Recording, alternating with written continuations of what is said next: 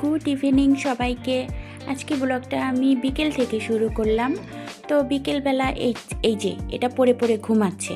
তো যেহেতু ঘুমাচ্ছে আমি ভাবলাম ওর হাত পাটা একটু খসখসে হয়ে আছে, একটু ভেজিলিন লাগাই দিই। তো আমি ভেজিলিন লাগাচ্ছিলাম, কোনো লাভ হয় নাই। একটু পরে উঠেই সে চেটে চেটে সব খেয়ে ফেললো। কেমনটা লাগে বলেন?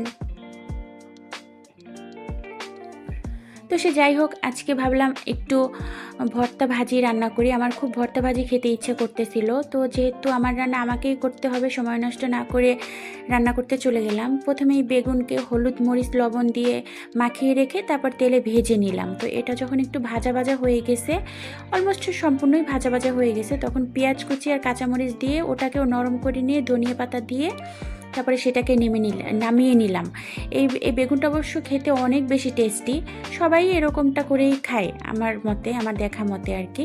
তারপরে একটু হালকা তেলে জিরে দিয়ে ওখানে মিষ্টি কুমড়াটা দিয়ে দিলাম, একটু হলুদ মরিচের গুঁড়াও দিব। মিষ্টি কুমড়াটা হচ্ছে আমি এখানেই নরম করে নিব, এই ভর্তাটা আমি হাতে মাখবো। তারপরে আর যে ভর্তাগুলো বানাবো সেই ভর্তার ইনগ্রিডিয়েন্টসগুলো আমি রেডি করে নিচ্ছিলাম। কারণ হচ্ছে, আর এগুলো আমি বললাম না, কি কি বেসিক জিনিস সবাই জানে আর দেখলে এমনিতেই বোঝা যায়।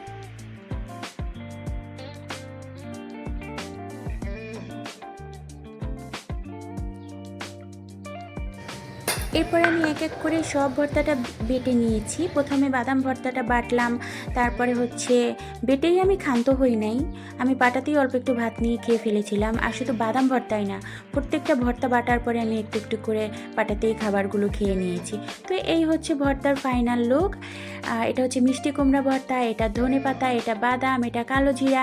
একটু বেশি বেশি করেই বানিয়ে নিয়েছিলাম, কারণ ভর্তা বানাতে তো একটু টাইমও লাগে আর প্রতিদিন বানানো হয় না। আর এটা হচ্ছে রুই মাছ দিয়ে শালগম দিয়ে রান্না করা। দেখেন কত ইয়ামি লাগতেছে দেখতে, তাই না? খেতেও অনেক মজা হয়েছিল। শীতের সবজিগুলোতে এমনিতেই মজা লাগে। আর এটা সারাটা ঘর তিরিং বিরিং করে বেড়াচ্ছে, কারো কথা শুনতেছে না, সে ডোন্ট কেয়ার। সে হচ্ছে আমি কারো কথা শুনবো না, আমি এরকম নাচবো, লাফাবো, দৌড়াবো। আর সাদা বিড়ালটা কি করে জানেন?